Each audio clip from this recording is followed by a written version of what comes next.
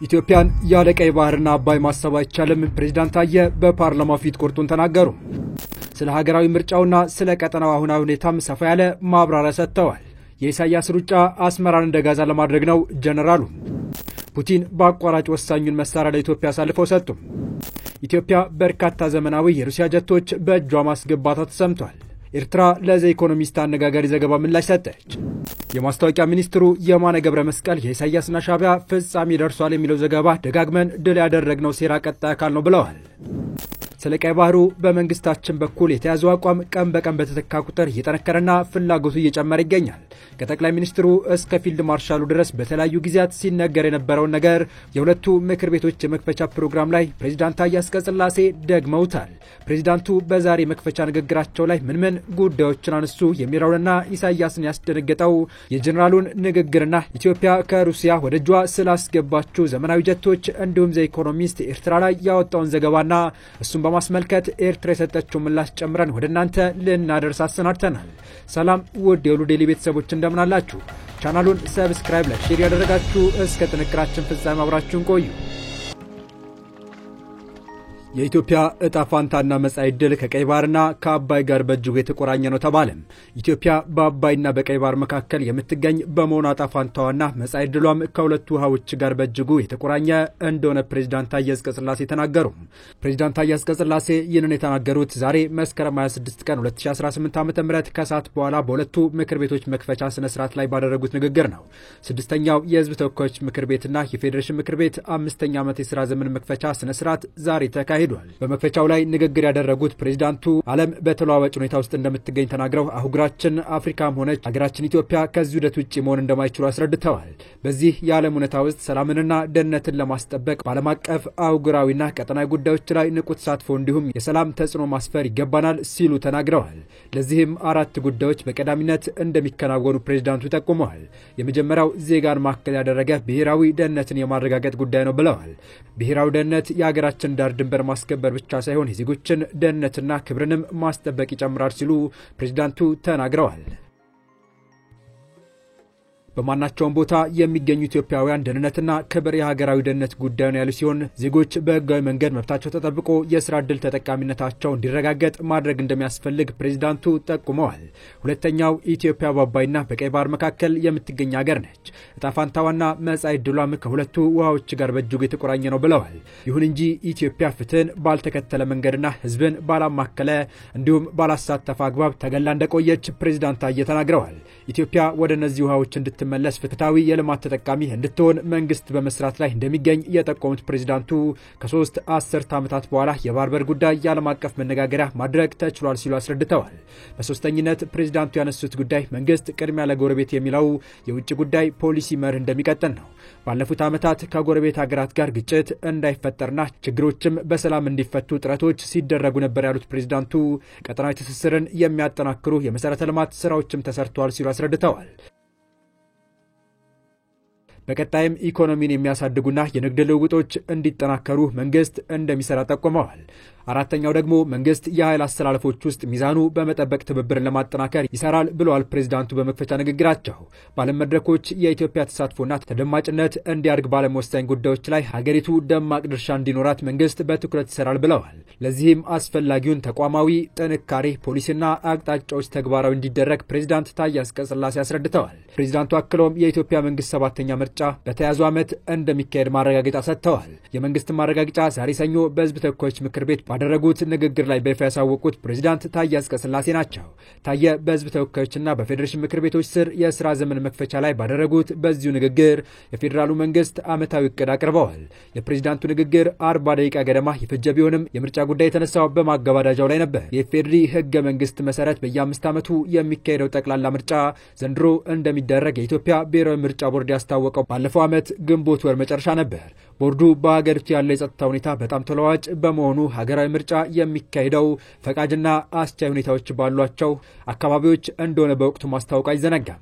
ፕሬዝዳንት ታዬ በዛሬ ንግግራቸው በያዝነው ዓመት በሀገራችን የሚካሄደው 7ኛ ሀገራዊ ምርጫ ፍትሃዊ፣ ሰላማዊ፣ ዲሞክራሲያዊና በኢትዮጵያውያን ዘንድ ታማኒ የሆን ዘንድ መንግስት በኃላፊነት ይሰራል ብለዋል። በቀጣይ መረጃ ኤርትራ ለሰሞነኛው የዚ ኢኮኖሚስት አነጋጋሪ ዘገባ ምላሽ ሰጠች። የኤርትራው የማስታወቂያ ሚኒስቴር አቶ የማነ ገብረ መስቀል ከቀናት በፊት የአሜሪካው ተነባቢ ዘ ኢኮኖሚስት መጽሔት አፍሪካስ ሞስት ሴክሬቲቭ ዲክታተርሺፕ ፌስ አን ኤክስቴንሽናል ክራይሲስ በሚል የኤርትራንና የኢትዮጵያን ሰሞነኛ ውጥረትና ቀጣይ ሊፈጠር ይችላሉ ያላቸውን ትንበያዎች አካቶ ያወጣው ሰፋ ያለ ትንታኔ በርካቶችን እያነጋገረ ነው። ዘገባው በቀጣይ ሊፈጠሩ ይችላሉ ብሎ ከተነባቸው ጉዳዮች መካከል አንደኛው የኢትዮጵያ መንግስት በኤርትራ ላይ ወታደራዊ ጥቃት ሊፈጽምና አስመራን ሊቆጣጠር የኢሳያስን መንግስት ሊያስወግድ ይችላል የሚለው አንዱ ሲሆን ሌላኛው ከባድ ጉዳይ ደግሞ ከሁለተኛው የዓለም ጦርነት ማግስት በ1948 አምስተኛው የተባበሩት መንግስታት ድርጅት ጉባኤ ላይ ኤርትራን በተመለከተ ቀርቦ ውድቅ የተደረገው የቀድሞ ቅኝ ገዥዋ ጣሊያንና በኋላ በሞግዚትነት ያስተዳደረቻት በእንግሊዝ ዲፕሎማቶች የረቀቀው የቢቢን ሱፎርዛ ፕላን የተሰኘው ኤርትራን ከሁለት ከፍሎ ቆላማው ምስራቃዊና መካከለኛው ክርስቲያኑ ማህበረሰብ በብዛት የሚገኝበት ቀጠና ወደ ኢትዮጵያ ደጋማውና ምዕራባዊው ሙስሊም ማህበረሰብ በብዛት የሚኖርበት ክፍል ደግሞ ወደ ሱዳን እንዲጠቃለል የሚል የመፍትሄ ሐሳብ ተግባራዊ ሊደረግና ኢትዮጵያ የቀይ ባህር ባለቤትነቷን የምታረጋግጥበት ክስተት ሊፈጠር ይችላል የሚሉት ተጠቃሾች ናቸው። ዘገባው ጠቅለል ሲል የኢሳያስ አፈወርቂ ኢምፓየር እያበቃለት ነው የሚል አንድምታ ያለው ሲሆን ከዚህ ሁሉ በፊት ግን የቀጠናውን ሰላም ሊበጠብጥና የአካባቢው መንግስታትና ታጣቂ ድርጅቶች እጃቸውን የሚያስገቡበት ከባድ ጦርነት ሊቀሰቀስ ይችላል የሚል ስጋቱን ገልጿል።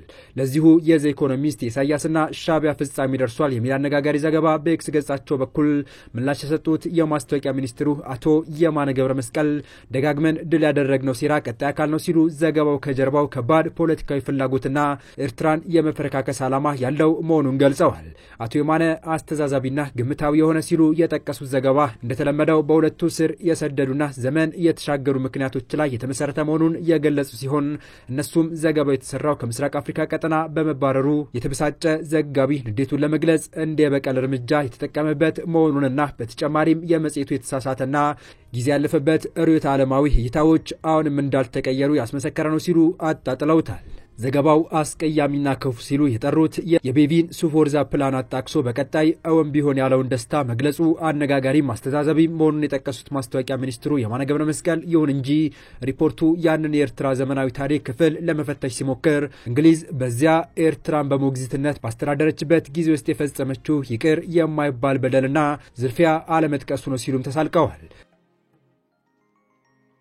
ሚኒስትሩ ይበሉ እንጂ ዘገባው በኢትዮጵያና ኤርትራ መካከል ከባድ ጦርነት መቀስቀሱ አይቀሬ መሆኑን በርካታ ማጣቀሻዎችንና ወደ ጦርነት እየገፉ ያሉ ኮርኳሪ ዓለም አቀፋዊ ቀጠናዊና የውስጥ ፖለቲካዊ ጉዳዮች የኃይል አስተላለፎቹ ዋቢ በማድረግ የዘገበ ሲሆን ይህንኑ የሚያጠናክሩ መረጃዎችም ከሁለቱም ሀገራት በኩል እየተሰሙ ናቸው። ዛሬ በተሰማ መረጃ ፑቲን በአቋራጭ ወሳኙን መሳሪያ ለኢትዮጵያ አሳልፈው መስጠታቸውን የተሰማ ሲሆን ኢትዮጵያ በርካታ ዘመናዊ የሩሲያ ጀቶች በእጇ ማስገባቷ ተዘግቧል። የዘመኑ እጅግ ተፈላጊውና ጥቂት ሀገራት ብቻ የታጠቁትን የራሽያው ሱ-35 ተዋጊ ጀቶች በርከት ባለ ቁጥር ኢትዮጵያ ሸምታለች። ኢትዮጵያ እጅ የገባው ሱ-35 ተዋጊ ጀት በሰዓት 2400 ኪሎ ሜትር ከድምጽ በ2.25 እጥፍ ፍጥነት የሚጓዝ ሲሆን ይህም ግብጽ ደርሶ መልስ ማለት ነው። በአጠቃላይ በፉል ተጨማሪ ነዳጅ ሳይፈልግ 3600 ኪሎ ሜትር ይህም ግብጽን 3 ዙር ሻዕቢያን 10 ዙር ተጉዞ ግዳጅ መፈጸም የሚችል በአሁኑ ጊዜ ምርጥ የመጀመሪያ ደረጃ ላይ ከሚቀመጡ ጀቶች ይመደባል። 59000 ጫማ ከፍታ ላይ 8000 ኪሎ ግራም አውዳቢ የጦር መሳሪያዎችን ይዞ በመጓዝ ከጠላት እይታ ውጪ ከፍተኛ ጥቃትና ውድመት ማድረስ ይችላል። የዘመኑን ሁሉንም አይነት የራዳር፣ የናቪጌሽን፣ ኤሌክትሮኒክ ዋርፌር አጭቆ የያዘው ይህ ዘመናዊ ጄት በብዙ ንጻሬ ምርጥ የሚባል ጀት ነው።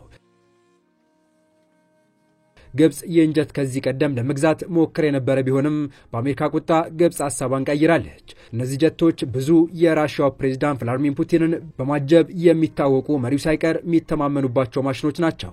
ኢትዮጵያ በዚህ ሳታበቃ የዘመኑ የመጨረሻ ቴክኖሎጂ የሆነውንና ገና በይፋ ሽያጭ ላይ ያልዋለውን የሩሲያ ሱ-57 በርከት ባለ ቁጥር አዛለች።